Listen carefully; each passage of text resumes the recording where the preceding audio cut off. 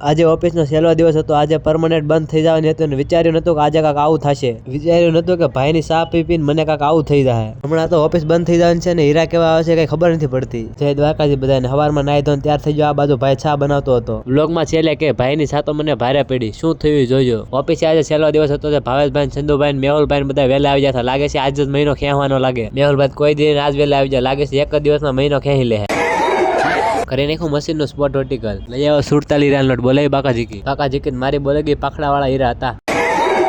મેહુલભાઈ વહેલું આવીને હું ઉખાડી લીધું. મશીન નું ઓમેગ જ નતું થતું. પછી કરવું પડ્યું બીજું મશીન ચાલુ. દુઃખ કાંઈ ખતમ નહીં હોતા બે. કોઈ ડાયું લેવા નતો આવતો. પછી જુગાડ કરી નાખો વધારે ડાયું હમાય એટલે. મેહુલભાઈ તો ટેપ પટ્ટી લઈ લેવાના ઈરાદામાં હતા. પછી મેં લઈ લીધી. પાછા 2 આંગળી બતાવી કે મેં પેલા જ 2 બૂસ મારી દીધી. એટલે હું વિચારતો હતો શેઠે ખાતું કેમ બંધ કરી દીધું. આ 2 ટેપ પટ્ટી મારી જો.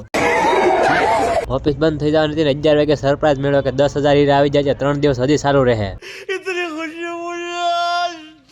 હવે મારે પ્લેટ પૂરી થઈને હું લેવા જાઉં તો હીરા પૂરા થઈ જાય ને આ બાજુ ભાઈબંધ હીરા કાપતો છો. हम लोग का भाग कब बदलेगा रे माधव.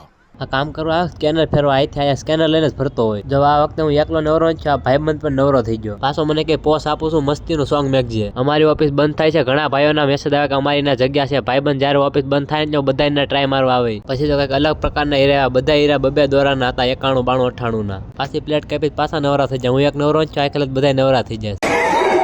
પછી આપણને પાછો પસા હીરા લોટ મળી જાય. બોલાવી બાકાજી ખબર પડતી આ ભાઈબંધ હેના ગમમાં વહી ગયો. મને તો ના મળે તારે કંકોતરે મળે. પાછો આપણને પસા હીરા લોટ મળી જાય. બોલાવી બાકાજી 8 વાગે જાય રજા પડવાની છે. ભાઈનો મશીન ને પાણી પીવરાવું પડ્યું. પછી તો પડી ગઈ રજા ને નીકળી જાય ઘર બાજુ. ઘરે આવીને ભાઈએ ચા બનાવીને ભાઈને હાથની ચા પીધી જાય. ડાયરેક્ટ જવું પડ્યું દવાખાને. મજા આવી હોય તો ફોલો અથવા સબસ્ક્રાઇબ કરવાનું ન ભૂલતા.